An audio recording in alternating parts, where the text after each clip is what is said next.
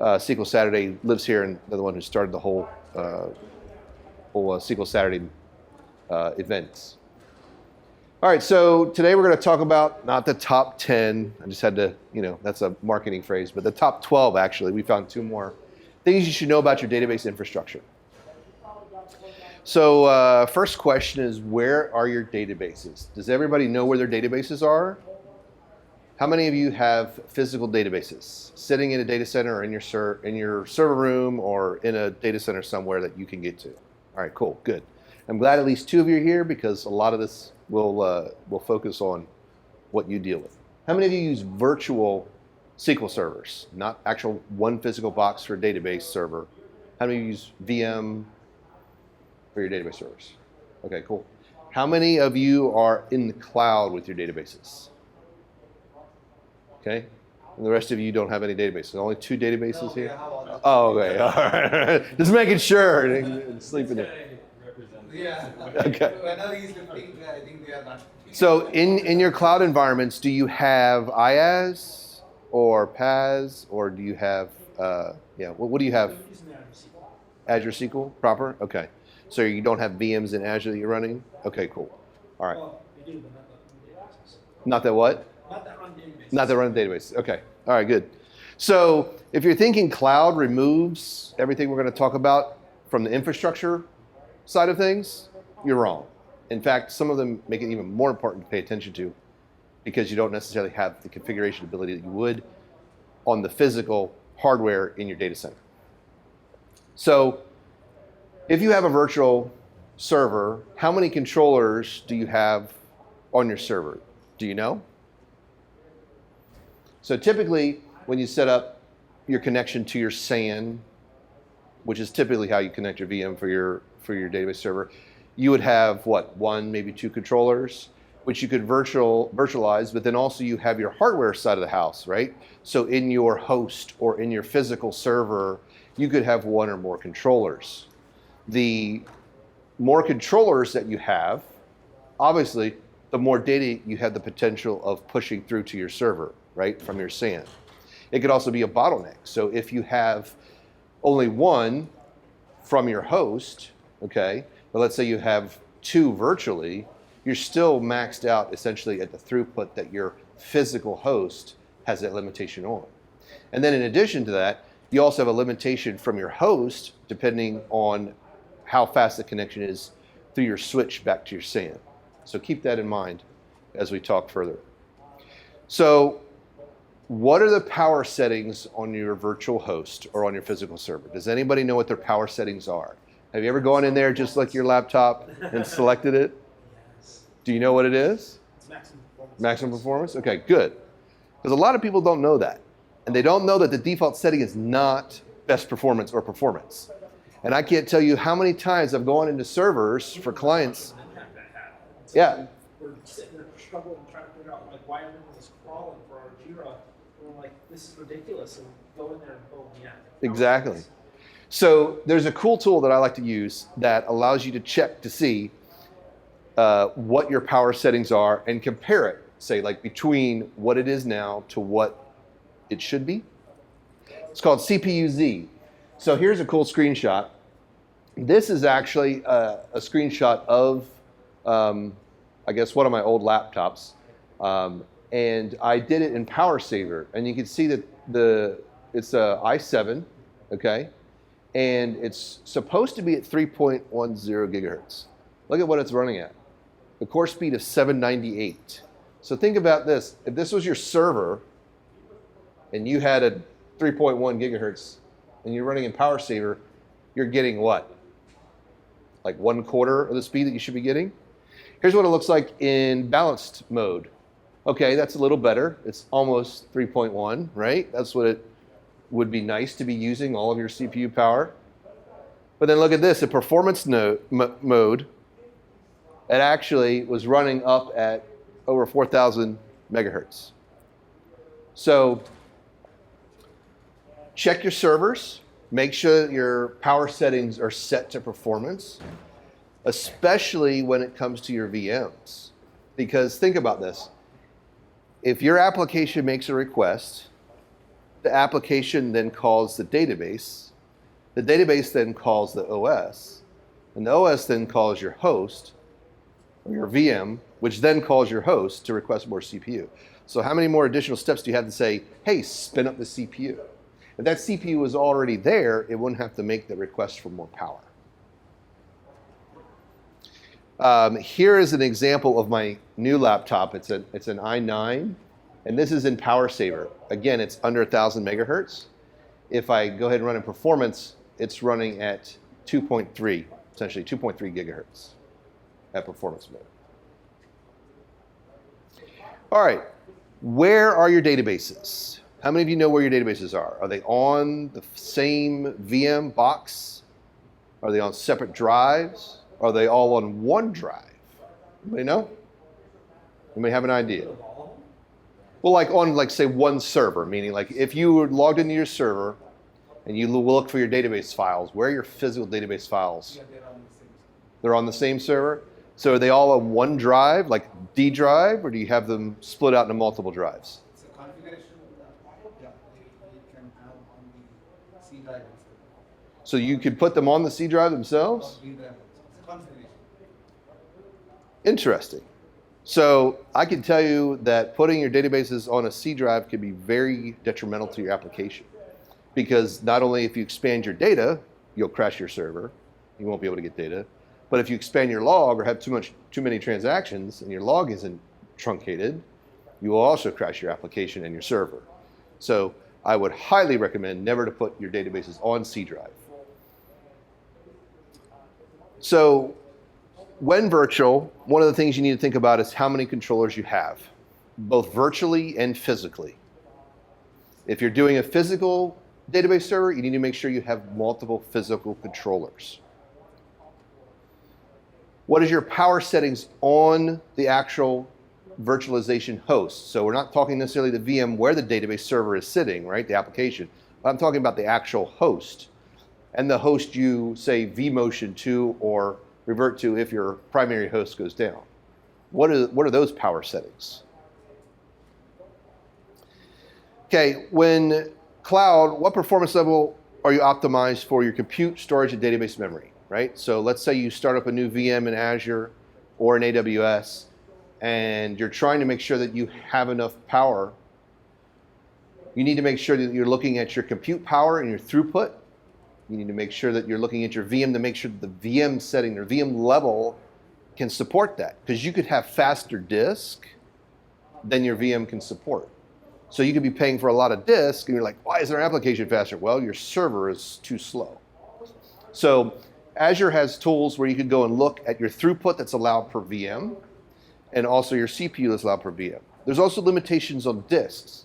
So depending on the level of VM, you can add 1 to 8 to 16 to 64 disks. So keep that in mind when you're doing virtualization, like VM creation for your SQL servers in Azure or AWS. So your storage connection. Now this applies to physical more than virtual or more than the cloud, but again, same thing for throughput. Storage connection manages the throughput for your database servers. So does anybody know what their current physical, you guys have physical servers, do you know what type of connection you have between your hosts or your servers and, say, your SAN infrastructure? Okay, so some of the connections could be fiber channel, and obviously there's different sizes. You have 8, 16, 32, 25, 40. So we don't need to Okay, so, but the actual C drive, right, that's on your VM host, where is that sitting? Is that on a SAN? No. So it's sitting on the host, so you have local host there, okay. Yeah. So in that case, that's direct connection, right? So you're essentially limited to the bus, essentially the driver on the physical box. So you could have limitations there too, right? Because let's say you need to spread the load out, you have a maximum throughput of whatever your CPU processor and your IO layer in that server can run, right? So most of the time you'll run into the bottleneck of how fast are your disks, That's exactly right? how we run it all the time. Sure. So I'll get to that in a minute. So if you had a SAN, these are the typical connections you would have. You could have fiber channel, you could have iSCSI, you could have fiber channel over Ethernet, NFS, SMB, and clustered shared volumes as well. So hardware. What type of hardware do you have in your physical servers? Do you have flash? Do you have NVMe? We have some that's been in Rust, and we have some that's in NVMe. Okay, so you have both ends of the spectrum, nothing in the middle, no SSDs, or is NVMe? Okay. So with your spinning Rust, as we like to call it, you have a limitation, right? So say 5,400. We try not to put anything on those servers. Right. So 5,400 megabyte or 5,400 RPMs, right? How many of you use those drives? Okay. So those, the typical transfer rate is what per disk? That's low. Yeah, like 40, maybe 70 megabytes per second per disk. Was it we were mentioning 20? Something like that. Wow. So yeah, It's bad. that's an old drive probably, It's an old drive. right? So then you had after 54, you have 7,200 RPM drives back in the day, right? Those you might be able to touch 100 megabytes per second throughput, right? And then you had SCSI, which you could jump right to like 10,000 RPMs, right? And then you had 15,000. And that was pretty much the standard for years. Nobody had really come out with a faster drive until you came out with these SSDs a few years ago, right? Now you can get 400 megabits per second. Now you have NVMe, and you're getting what, 3,000 megabytes per second? And think of it this way, if you have a SAN, you can actually, essentially, not really daisy chain, but create a compartment of all of those disks and stripe your reads and writes across all those disks. So in a typical SAN, you can actually spread the load of that I/O out, which allows you to then have more I/O, right? Because you could literally write portions on all of those disks all at the same time in your SAN. So you can get a much higher level of performance than, say, with one drive in one server in your data center, right? So it matters, right? Now, in the cloud, they had those SANs in the data center. Hang on, I'm running out of battery here. They had those SANs in the data center, which allow you to just use the SANs behind the scene. You don't have to worry about that, right? But depending on the level of performance that you pick, right, your throughput, your IOPS, you will have speeds that would be equivalent to, say, those RAID arrays in a SAN, right? Where you could match that 10,000 over RAID 5 or RAID 10 or NVMe, right? Let me try to find this plug here.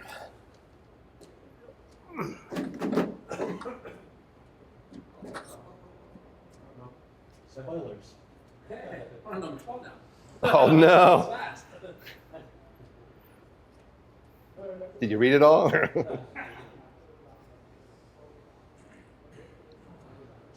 eyeballs are not now up. All right, your eyes are spinning now. All right, so the next thing is, what is your RAID array for each drive in your system, right? So if you have a SAN, what's your RAID configuration? It matters. It matters for a data drive, and it matters for a log drive inside a SQL Server, because you need to format it, and you need to have a different RAID array for each type to get the best performance. Because you could format your D drive, your data drive, right, that has most of your databases on it, as a 4K Windows OS, and it's going to run slow. If you format the same drive as 64K and have your database on it, it's going to run a lot faster. Same thing with your logs. If your logs are on a 4K or 64K, it's not going to run fast. If you format it and put it on an 8K drive by itself, like an L drive, right, it'll run fast. All right.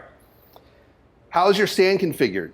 Do you use disk pools? Do you use aggregates? Do you use data stores? This matters if you have a physical SAN infrastructure. It also will limit you depending on how you have that configured and set up. So get with your SAN administrator, talk to them, figure out how you can improve the performance of your throughput between your database servers and your SAN if you're seeing poor performance. All right, so bonus points. Does anybody know what their block size is at disk alignment? I see some smiles, but I don't hear answers. Anybody know? John, do you know? Are you all in the cloud now? Yeah, we're all in the cloud, but I remember these questions. I remember configuring. So this disk alignment really matters if your server operating system is, say, prior to 2008 or 2008 and older. So anybody running 2008 server? I would hope not, but it matters too. You'll see this. You can actually still see this if you look at your SAN or your physical disk. You see where your disk alignment is.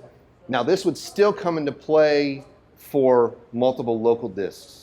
Okay, if you create a RAID array in your server, physical local server, if all of your disk alignment was not the same, it would be writing to the disk in different segments or different areas at the same time, which would cause latency issues. So disk alignment still matters on physical disks. Now, most of the time, Windows will set it right, but it's always something to check to make sure that they are correct. Antivirus. How many of you have antivirus? How many of you have it on your database server? How many didn't know it was on your database server? What vendor? When are scans scheduled? In the middle of maintenance window or in the middle of the day when everybody's using the system? Can you review and modify your exclusions? This is important because if you are constantly updating that database file and your antivirus is constantly trying to scan that file, well, let me just say, you're not going to get anywhere fast. So here are some of the exclusions that you should be adding for SQL Server. NDF is typically your second data file and your LDF files.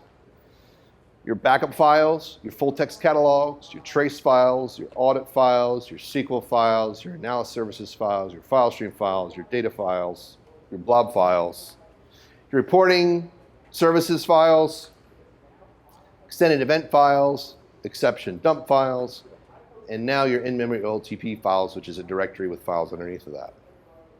And last but not least, your check DB files. Replication and executables and server-side COM objects you should exclude as well, because you don't want those constantly being checked, because they'll think those are, hey, a bad script, right? Replication and shared snapshot folder processes to exclude from virus scanning are these folders. So this is essentially your SQL Server instance in your bin folder, SQL Server itself, reporting services, and MDS, and any other executables that you have that are running SQL Server. For clustering, if you have clustering, obviously you want to exclude the Quorum drive if you have that, your Windows cluster folder, and the MSDTC drive.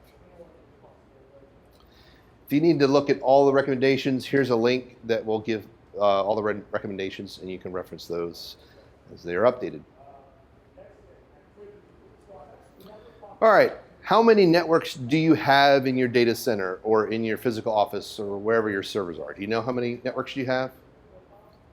2? Which networks do you have?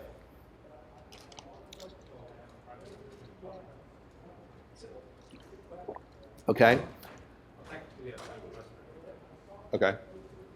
So what I'm more getting between the public and private, not necessarily that IP address range per se or virtual networks, but I'm talking about physical networks.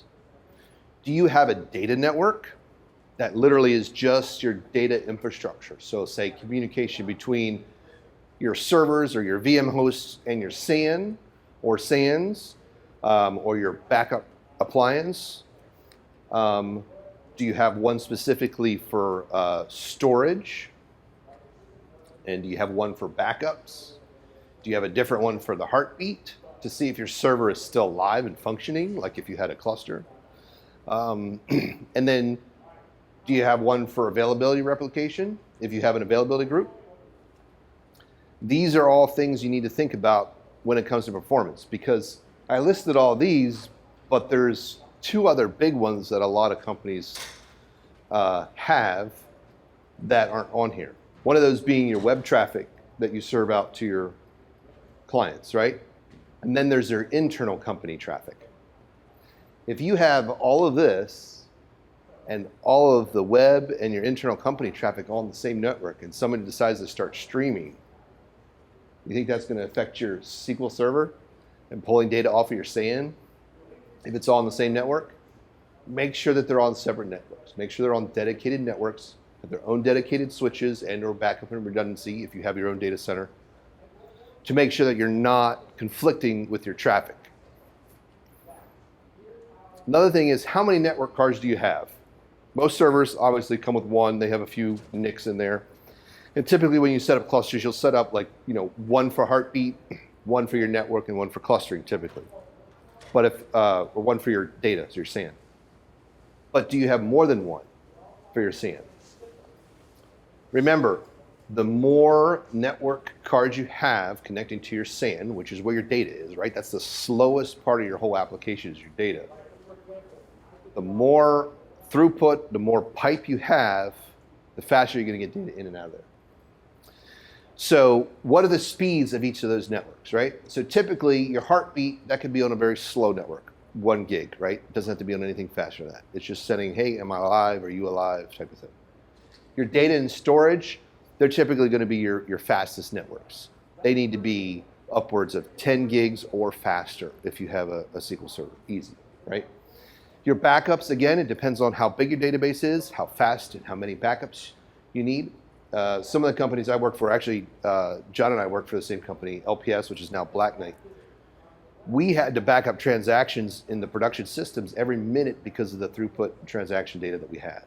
So every minute we were backing up transactions. So our disk subsystem had to be so fast to back up those transactions right up to disk before the next minute happened because we had another set of transactions. So those transaction logs were hundreds of megs or more every minute that we had to write because of throughput. So we have to match our application, our throughput, and make sure that our disks and the network underneath can handle that. All right, bonus.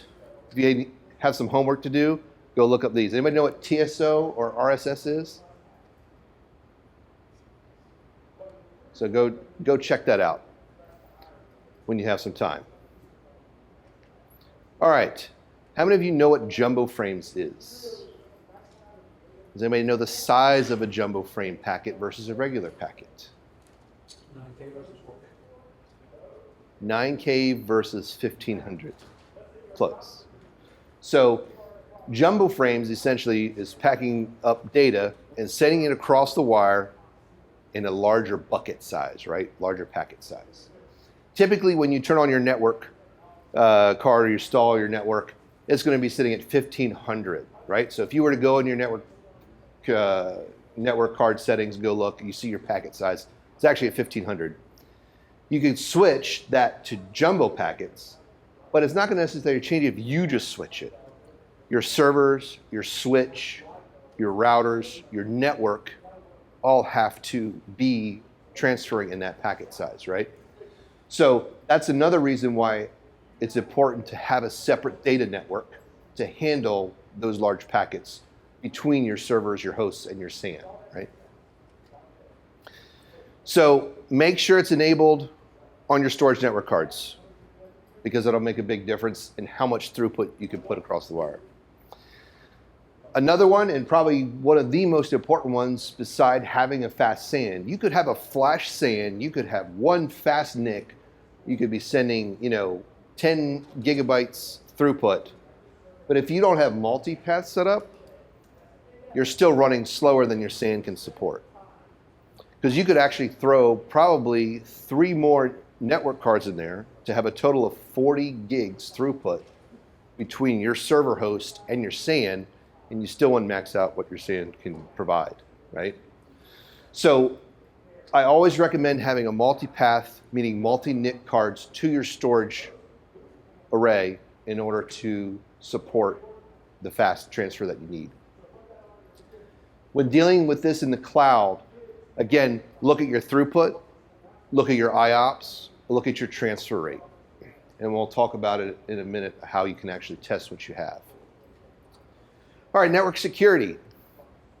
Network segmentation is a new hot topic. Make sure that everything's separate, meaning nobody looks at production, nobody can get to the database server, I would hope, right? Except for those applications. Do you have firewalls in place? Make sure that they're set up correctly. Do you have internal firewalls as well as external? Make sure that, you know, the QA analyst sitting next to you can't literally connect to the production database server or even your dev or staging database server. You don't want to have that access. Secure your data. Do you have access control lists? Now these are kind of more topics for, you know, a DBA or your infrastructure, but get with them and say, hey, is our database server locked down? Because you don't want to be on the 5 o'clock news and be the next company hacked, let me tell you. Unless you want to have 5 minutes of fame and then lose your job. You know. Can every computer inside your network see your SQL Server? This is a big issue. When I go into some clients, I do a scan, and they're like, yeah, we have like, you know, 3 servers. I'm like, really? I found 50, and I didn't even have to look hard, right? Make sure that you have a separate network and you have your permissions set up. Say again? Yeah. Is your SQL Server in a DMZ? How many have their SQL Server in a DMZ? I mean, unless you want to give away your data for free, never do that. For external access, if you have to give external access, lock it down, right? Use non-standard ports. Don't use the default port. Lock it down. Security, whitelist IP addresses, etc. Lock it down with ACLs, and obviously lock down your user too, what the user can see. All right, what's on my server? How many of you know all the software that's installed on your database server?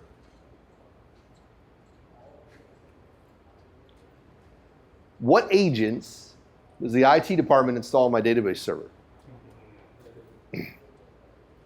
How many of you run into that situation? Hey, my database server is slow and SQL Server is doing nothing, right? Well, I hope you have a monitoring tool. If you don't have one, get one, right? You can run this in the cloud. You can run this on-prem. Get a monitoring tool. Idera has a great one. Redgate has a great one.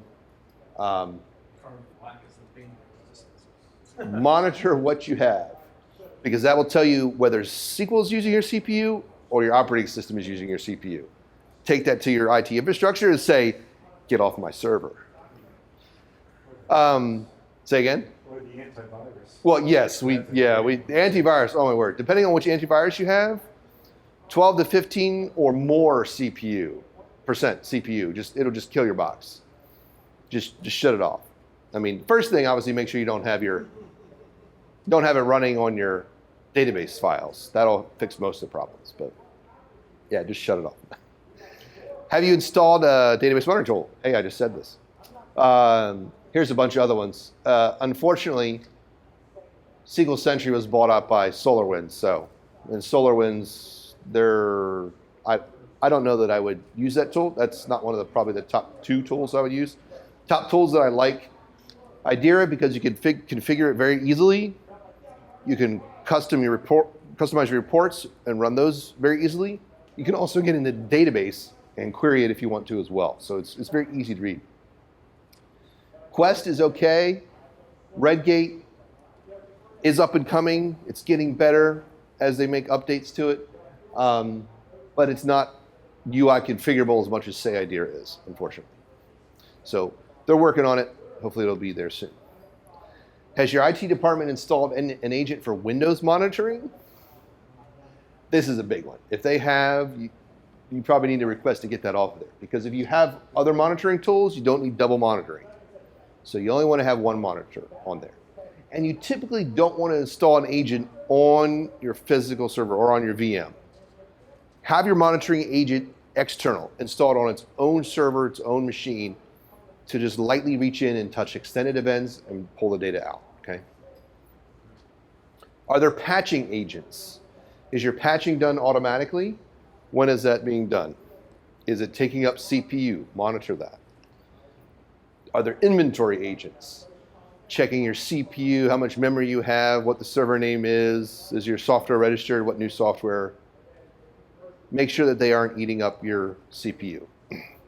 Are there any IDS agents, intrusion detection? Most of that should primarily be on your network side. I haven't run into these too heavily on the database side, but these are more network side. But sometimes you can install an IDS agent on a database server. Just monitor it, make sure it's not eating up too much CPU. All right. Now talking about Windows. What roles and features are installed on my server? Did I go there or have the infrastructure just click every single box and install everything? I hope not. You don't need it all, right? Database server should be run with minimal configuration, minimal operating system, because again, what are we doing? Database. We have our database as the primary resource or primary application on that server. You only need one feature really, and that's the .NET framework for 2017 and above. You don't actually need that. So hopefully everybody's on a newer version of SQL Server and you don't need that anymore. So you just need Windows. You can actually run SQL Server in core. You don't need a UI at all, really. And nobody should be really sitting on your server using SQL Management Studio or remote desktoping into your SQL Server, because again, that's going to eat up resources that you probably don't want to spare. Most other applications and or features of Windows require more patching. So what does that mean? More updates, more reboots, right? If you don't have it installed, you don't have to update it, right? So keep that in mind in what you install. Minimize. Only what's installed, only what you need. And like I said, consider using Windows Core. Keeps IT from using your powerful SQL Server as their cool new desktop. All right, here, who knows what NUMA is? What do you think it means? It's a way to basically spread the process cores around the version and VM. You can scale them up and down. I know I have a hard time explaining because I don't trivially understand it. All right, well, I improvise a little bit. Sure. Let me explain it to you to make it simple here. So, do you know how many NUMA nodes you have on your server? We have two. Two. Okay, good. So you know that. That's good. So let me kind of explain what a NUMA node actually is in the simplest of terms, because it can get very complicated, right? So the way you can find out what NUMA node you have is you go into your task manager on your server, and you go to performance, and you right mouse click and change your graph to NUMA nodes if it's there. If you don't have NUMA nodes, your VM, your host, your physical box is not letting you see that. If you are seeing that, then you need to pay attention and you need to make sure that it's configured properly. If not, the host, VMware or whatever, it doesn't necessarily matter as much inside of the VM. It matters outside of the SQL Server if it's grayed out. But if it is there, pay attention to it because this matters. All right, so click on NUMA nodes, and then you'll see that it has, in this case, 2 NUMA nodes, okay? Go to the same graph, right mouse click, and select logical processors, and this essentially tells you your logical cores per each NUMA node. So for this server here, this has 16 cores, but there are only 8 per NUMA node. Now, the way the controller and the bus and the CPU and the memory work is that half of your memory is essentially assigned to one NUMA node. The other half of your memory is assigned to the other NUMA node. If you have a query, and this is the simplest way I can explain it, if you have a query that essentially uses, so let's say your SQL Server has a default max DOP of whatever CPU you have in the server, right? If you run a query and it's using 16 max stop, it's going to jump that NUMA node. And when it jumps, it has data and or CPU and memory usage on this side of the NUMA node and on this side of the NUMA node. And that connection between the two NUMA nodes, even though it's ridiculously fast, right? It's still going to create latency for you and create performance problems. So if you have a NUMA node in your server, more than one, right? You have one if it's grayed out. If you have more than one, it'll show you, back on this slide here, it'll show you how many NUMA nodes. If you have more than one, see how many NUMA nodes you have, and then divide your logical processors by your NUMA nodes. That should be your max DOP setting inside a SQL Server. So your max DOP is essentially your parallel processing for one execution of a query. So if you run a query, your max DOP without the setting is going to be essentially up to 16. With setting your max DOP at 8, it's going to be up to a max of 8. That way, all of your processing, all of your CPU processing, all of your memory stay within that NUMA node, essentially, right? And you're not going to get that crossing back and forth. And with that, you'll get a tremendous amount of performance improvement by just doing that. But the number of logical processors, the sequence that you just used, right, from 16 to 8, does that not have any effect? Say that again? The number of logical processors the SQL Server uses is now reduced from 16 to 8. No, it's for a query. No, it's for a particular query, right? So I could run one query and it's using all 8 of these, but then the next query could use these 8. It's just not going to jump between NUMA nodes because you're limiting one query to 8. Yeah, but So you're using 8 and 8 and 8 and 8 and 8 and 8. You're not using 16 or up to 16, right?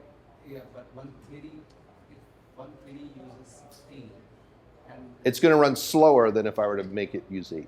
8 is what you're saying. Yeah. So if you had a server like this, and you went and said max stop 16, it would use all 16 for one query if it needed to, right? But if I changed that to 8 because of jumping between the two for data and CPU, it would run slower. We actually deal with this more in our buildings and our databases. Yes, same concept. So this is kind of like down at the hardware level configuration that you need to do that SQL Server will benefit from if you change that. And the max stop is set inside of your SQL Server properties. Down in your advanced settings, you just change your max stop. Another thing, this is a bonus point I'll add in here. In addition to changing your max stop, there is a setting. Of course, I'm blanking out on it, but it essentially is your length of seconds that SQL Server thinks it needs to run your query before it goes parallel, right? The default, which was set way back in like SQL Server 7, because a developer had, his little development machine that he was working on, he set it to 5 seconds, right? Before it goes to multi-thread or parallel. It's DOP, I believe is what it is. Parallelism. Degrees of parallelism, yeah, that's what it is. So when you change this, your max stop to whatever your NUMA node is, right, 8, also change that. Typically, most of the best practices is start around 50, not 5, 50, and then watch your CX packet weight on your server and watch that come down. And then find a sweet spot where CX packet isn't waiting. Because CX packet means that, let's say that a query used 8 of these logical cores at first, but then the next half of the query and rendering only used 4. You would see CX packet waiting because these are consumed by that, right? Because again, it thought that it needed parallelism after 5 seconds of running, right? But when really it should have waited till the query was bigger than 50 seconds to use more cores. So what happens is you have other queries that are sitting there waiting for CPU but they're tied up because you said, hey, this query is going to take more than 5 seconds, so I'm going to grab all these CPUs to do parallelism, but I really didn't need that. So change your max stop to match half, half, you even know if you have 2 or whatever that is. Change your DOP to 50, and then play with that there. You can go up or down with that. And you can try this in your dev server, and you'll see an improvement. And then you can go to your DBA, say, hey, let's change this in production, if it's not already changed. All right, so set your max stop.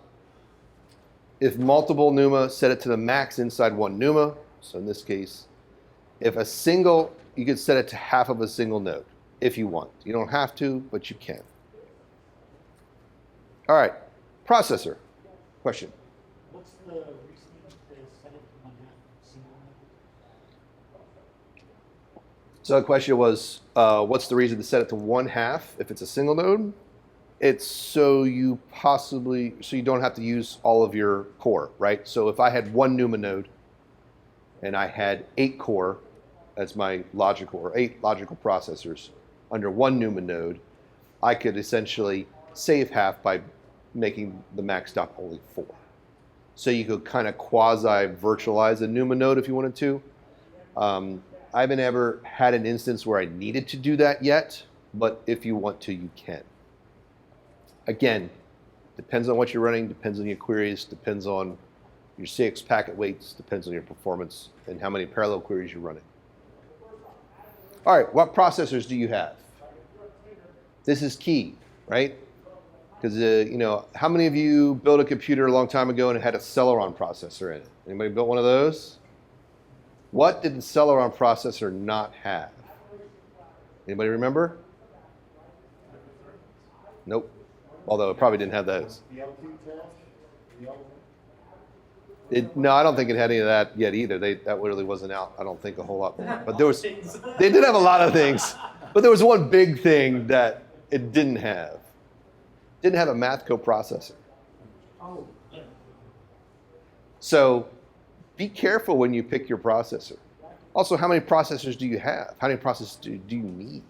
You have a physical box. It matters more so probably for licensing now, right, than anything, right? So if you're building a really fast SQL server, you need to make sure that your cores are low, but your CPU is fast.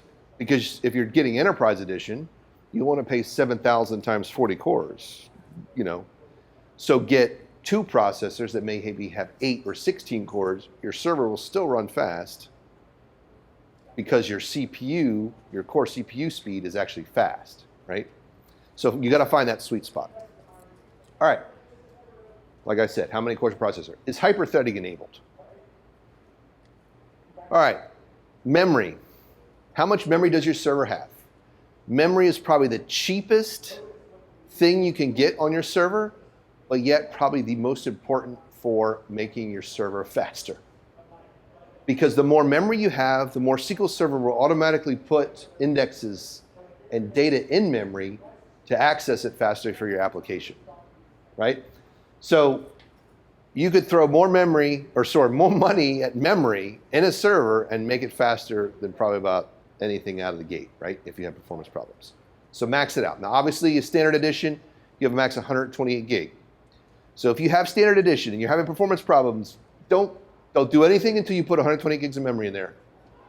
And then let's talk, right? And then we'll configure and start tuning other things. Now, obviously, you should make sure you have indexes before you do that. But use the max amount of memory you can use for your server. If you have enterprise, the max is huge. I want to say it's like, I don't know. I can't remember what it is, but it's now with 2019 and 2020, it's like, it's more than terabytes. I want to say it's 24 terabytes or more. I can't remember exactly. I know it handles way more than 2 terabytes because I've used 2 terabytes. How much memory does your server have? 2 terabytes of memory? 2 terabytes of memory, yeah. Wow. Yeah. Yeah. So what's the maximum memory your server supports? Keep in mind, some CPU server configurations may not support that. Make sure that it supports what you could put in there, or you're using the max of what you could put in there. If it can't support 128 gigs of RAM, which I hope it would, you might need to get a new server, right? What speed is your memory? Memory speed matters. When you go buy out a server, I mean, I like to go to Dell and play around and see, you know, what I could build and how much it's going to cost. They have different speeds of memory. Make sure that's faster memory. Don't skip on that. It might be another $20, might be another $100, but it's worth it. Do you have NVDIMMs installed? Are you using persistent memory? Now, this comes in the fact if you actually want to run SQL Server on Linux, you can actually get a persistent memory. Essentially, it's kind of like NVMe, but it's a memory card. So you can actually put your MDF and LDF files on that persistent memory device inside of a Linux server, and it's like running SQL Server completely in memory. It's kind of cool. All right. So did you know that most of the last 4 generations of Intel processors would actually slow down memory speed by 30% if you maxed it out? So check that. Make sure your server is not going to slow you down if you maxed out the memory in your server. The newest generation of Intel processors don't have that limitation, thankfully. What's the reason for that? So the question was, what's the reason why it would slow down? Honestly, I have no clue. I mean, if I'm a hardware manufacturer, why would I make all the memory being used make my server slower? Why would I don't know. It wasn't my choice. It wasn't a choice I made, for sure. All right, so E3, E5, E7, 1, 2, 3 all have the same issue.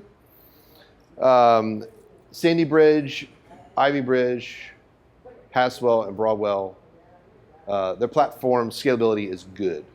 So stay away from the E's. All right, BIOS configuration. How many of you have updated your BIOS on your server ever? How many of you have updated on your laptop? Did you know that there's probably an update out there that'll fix some of the problems and quirks and issues that you have with your laptop? Check with your manufacturer. Upgrade your server in your next maintenance window. Make sure that it's up to date. Because that could change tiny little things like CPU configuration, and memory issues. Yeah, and power issues. That's another thing. What are your power settings? Are they disabled in BIOS? Please go disable them. Because otherwise your computer will actually try to manage your power settings just like inside of Windows. It'll detune it and make it in power saver mode, and you're going to be running out of CPU faster than you should be. All right, if using virtualization, are your virtualization settings in BIOS enabled? All servers shipped in the last 8 years have had them. I hope you don't have servers older than 8 years. Anybody? All right, good. All right, so I want to show you some cool stuff that I've done. So Crystal Disk Mark is a tool that you can quickly throw on a server. It's a little tiny application that will do essentially a baseline quick I/O test. And you can configure it all kinds of different ways.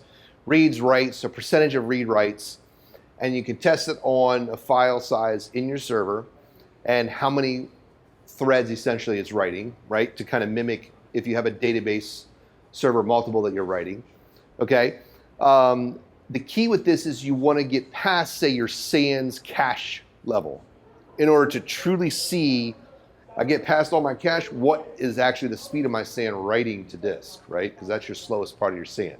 Because you could have data running in and out of flash if it's a hybrid array, right? Or an old school, you could have an actual memory cache card in there. But until you get out of that, you're not actually going to see the speed of disk, which is where you're probably going to be most of the time when you're reading and writing from your application, because your fast disk is going to be the things you access the most, right? So I have a couple of screenshots here. So this was one of the servers that I was called in to tune, and we looked at this. And so if you look here, this is your read and writes, megabytes per second, okay? And these were the different readings from this. So this is a sequential 1 meg file with, let's see, 8 threads, and this was with 1 thread here, and these are random. 4K with multiple threads and with one. And you can see here, these numbers down here really aren't what we're looking at. These four numbers here are what we're looking at. And this is really the primary throughput of the drive that we're looking at. So this did 5 threads at 4 gigs on this D drive, and it did about 2,100 megabyte read and 501 megabyte write. How many of you think that's good? How many think that's fast? How many of you know what your server does right now? Do you know what your throughput is? What's your throughput? About 200K out of it. 200K IOPS? No, about 200K read. 200, We're getting about 200K read and about 160 write. okay. This is what the server did after we added another NIC to the host. So we went up about 700 megs of read and about 1,000 megabyte write. Just changing and adding another NIC card. And then you can also see what it did here. About another 400 megs here. And look at that jump in the writes. So now the communication is coming through. So now it's coming through 2 network cards instead of just one. So they had one 10 gig connection from their VM host to their SAN. And the SAN was, I think it was an all-flash array in this case. And so this is what they were getting with all-flash. So this was like as fast as a normal SSD. So it's the input to the server is the problem? So yeah, the input, the communication between the server and the SAN, right? So if you take one network cable and plug it between your server and your SAN, that's your max throughput, right? So this If you one take is 2 on- of them and say, hey, now I have a bigger pipe or double pipe, essentially you make it a wide pipe, right? It uses both side connection. Now you have more throughput. So this is on the server then? Yes, This tool is on the server? yes. Question? Why would these single-threaded sequential read-write do so much? Which one? This one here? Yeah, yeah. So you got another NIC, but I don't know a lot about this one. How is single-threaded NIC versus mesh? I mean, I imagine that the multi-threaded, which does substantially more, but also. Right, because essentially it's just like, think about it if you, in your Windows, if you're copying one file over, you're going to copy and wait for it, right? If you actually were to essentially kind of carve up that file and copy 4 threads at once, or say a multi-threaded application, that's why that's so much lower than this. All right, this single-threaded like is still throwing me out because you still wouldn't be chunking it up. In this particular SAN, I don't know what it actually is doing under the covers. This is a custom SAN, but it's flash, and I know that in addition to having, so the virtual controllers we had in this were only 2 here. So we had 2 controllers and 1 pipe. This we ended up, I believe we ended up with 4 controllers and 2 pipes. And then I think we eventually bumped this up later to like 8 total to just kind of make it work its maximum because of all the drives that we had on the server. I think the maximum it could have on a server was 64 total virtual pipes. And so we just said, we'll open up as many connections, essentially a connection between. So think of it as the virtual connection. Think of it as like a like an open TCP connection between the SAN and your server. So instead of having 2, we now had 4, and we open it up to 8 per drive, right? And so with that, it allows you to throw more files or more data through. The last one is decreased actually. Yeah, don't worry about these guys. And it's like, So this is what my laptop does, by the way. It's about 3,000 megabytes per second, actually over for reads. Look at that compared to this. This is what I like to go and show clients. I'm like, so my laptop is faster than your SAN? That's a problem. This right here, this is the new version of the tool. If you see here, this is an old, that's it is newer. I don't know what's up with that. Anyways, but this one here, this I actually checked this option. This is IOPS. So this is showing your IOPS for this. So you could configure this tool to show IOPS instead. I didn't put IOPS in this one, but you could do random 4K IOPS here. So it has 264,000 IOPS for this read process, and about 88,000 IOPS for this write process. So, and this was a 30 read, 70 write mix. So this is a write heavy test. So if you had a SAN and you got these numbers, that's great. I can tell you in a lot of my experience when I go in to look at servers that have performance issues, when I do consulting for my clients, a lot of times I'll get in there and I'll see 250 megabyte per second transfer rate. And they're like, our server's slow. Turns out they're using like one pipe with 1 gig throughput or maybe a 4 gig throughput. So you have to say, okay, hey, increase that to 16 or 20 or 40 or 25 gig throughput. Add another pipe, another network card, turn on multipath, turn on jumbo frames. Then you'll get performance like this. So one of the companies I worked here for, Jacksonville, had an issue like this, and I talked with their infrastructure and their SAN teams, and they wouldn't believe that there was an issue until I actually, spent time and actually said, okay, you need to monitor the servers while I run query. I brought the whole system to a halt with one query because the throughput was so minimal that that one query was taking up all the bandwidth for that. So once they saw that was a problem, they added additional NICs to the host. They made the pipe larger and made jumbo frames turned on. And they made multipath for the host to the SAN. And they were able to get about 2,500 megabytes per second throughput for that. And the more drives that they added, the more they striped across their drive pool in Flash, they were actually able to get even more throughput as they went on. So what do you think, like your recommended figure over here? Like you go to a company and say that, okay, yeah, you have ballpark, anything more than this is to give it difficult to achieve. Like how do you know that? So you have to monitor the system. You have to see like where your latency is, right? So I go in there and look and I see, okay, is there IO latency? Is my disk queuing waiting? Like, is the disk waiting to actually read or write an operation? If the disk is queuing up, then I know it can't write fast. So there's actually metrics in SQL Server, which is great. It'll actually tell me that my IO subsystem is slow. I can even tell you if the backups are slow, right? So if it's trying to back up your transaction log, if I was trying to back up a transaction log here on this system right here, it would take a lot longer than on a system this fast, right?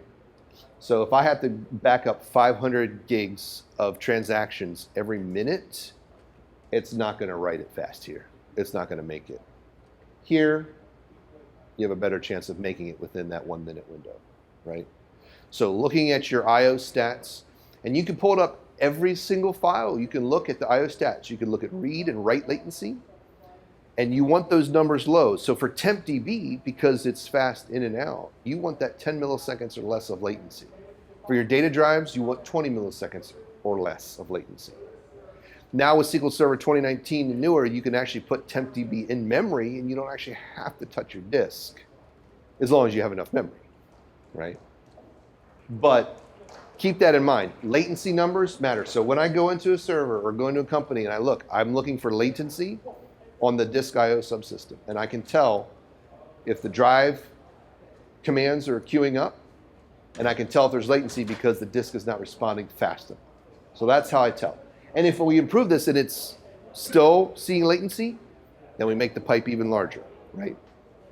Or we add a third or a fourth pipe to the same. All right, so I want to show you a quick screenshot here. Well, it's not really a screenshot, but this is a picture of another one of the performance tests I did. So if you look here, you can see this disk right here. This is one of the test disks. This is our O drive, and this was 64K writes sequential on this server. This is what it was before, okay? And it has like an 87 megabyte throughput. When we did a few configuration changes, we were getting almost 300 megabytes of throughput by just changing some of the configuration. and our IOPS went from 1,400 to 4,700 by just making a few of these changes, right? If I change this to my mouse, if I change this to reads, you can see the reads dramatically change. Look at how slow the reads were. So 186 megabyte throughput, and now it's at 2,400 megabyte throughput, right? The IOPS down here were 2,900, 38,000. So it makes a big difference. And you can see the same thing for 8K. This is your log files. So you can run what's called IO speed test as well to be a more detailed test of the IO subsystem. And you can see here, it was doing, the logs were writing at like 28 megabytes per second. When we got done, it was 2,200 megabytes per second. Vast difference with changing just a little bit of infrastructure, adding a network card, adding a few more virtual controllers in that. That's just infrastructure. There's a lot more you can do to tune your application in your system. Don't forget about all of the normal database items. Query tuning, indexes, making sure you're running your maintenance on a daily, regular basis. Archiving old data. Huge, huge benefit in archiving old data so you don't have to query that data every time you want to run a little query. Backups. Doing all this improves your backups. One of my customers, their backups were taking 12 plus hours. When we got done, it was taking like 45 minutes. Huge difference. Also, if you have issues where you need to restore, you don't want to wait 12 hours for that restore, your system's down, 45 minutes. That's a little more doable. Then security. Encryption, another key aspect you have to think about. If you add encryption on a slow system, it's going to make your system possibly even slower because your encryption can technically bloat your data. So you're going to need faster throughput for that. Keep that in mind. Then another one I like to add is cache your static data. Store it in Redis, cache your API calls, object caching. That'll speed up your system. You don't always have to pull it from a database. If you're running 30,000 calls a day, pulling one static list of values for a dropdown, put it in cache. You don't have to touch the database again, right? You touch it once till you reboot your application, and now you eliminated 30,000 hits per day between deployments. It's a lot of performance savings. Even these things are sitting in a server. Yeah, Even Redis. yeah. Well, don't put Redis and SQL on the same server, but you know. You need all that memory. All right, any other questions? All right, go first here in the front. Going back to number 5. Uh-huh. Maybe using terminology but out-of-band management, is that another network, or is that what you're talking about in your RP, or is that just What was the out-of-band management? out-of-band management? As far as what? Where remoting the networks, Okay. or a phone line in, or remoting in, just what's happening. Sure. Wireless, So, not requiring physical access. right. So the question was, if you have an outage of some kind, or the server's overloaded and you can't get to it, how do you get to it? So there's no real way. If your network's down, your network's down. But if you have access to your server, your network's up, the server's slow and maxed out, there's something called dedicated admin connection. You can actually enable that inside of SQL Server. And then what SQL Server does is actually reserves a connection and memory for your server so that if you run into this situation where your server is literally at 100% CPU and nobody get to the application and nobody can RDP into the server, you can still use that by specifying the correct term in your connection, which I believe it's admin : and then the surname. You can actually, or username, you can actually connect into that server on that dedicated admin connection and run SP-who.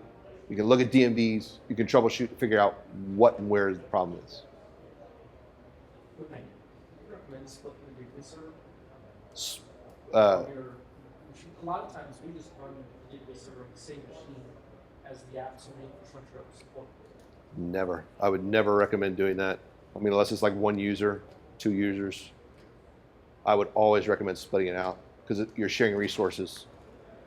I mean, the web server, if you have a, an exception, you'll kill your memory in 2 seconds. So yeah, never.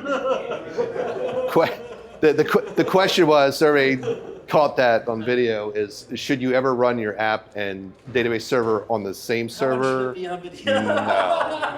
Yeah. All right. Question. Yeah, stand in front of the camera so we know who has it. All right. Question in the back. Yes, I noticed you listed a couple pieces of tools and software. Are there any tools and software that maybe you didn't list up here, but you think would be useful, just knowledge for us, like maybe some tools and trade that you use that would be helpful? Okay, so the question was, listed some tools. Do we have any other tools? What tools specifically, like to check this or to test or? Anything from monitoring to remoting to. Sure. Anything that you're Yeah. using to say, hey, by the way, I here's what I see happens a lot is people who have been in these fields, they you find out like a year after like talking about, oh yeah, I've been using this tool this whole time and it could have saved you some trouble. So I'm trying to save myself Sure. trouble now. So definitely a database monitoring tool for sure. You can use any of the Microsoft DMVs. So you can go search SQL Server DMVs. You can go look at those.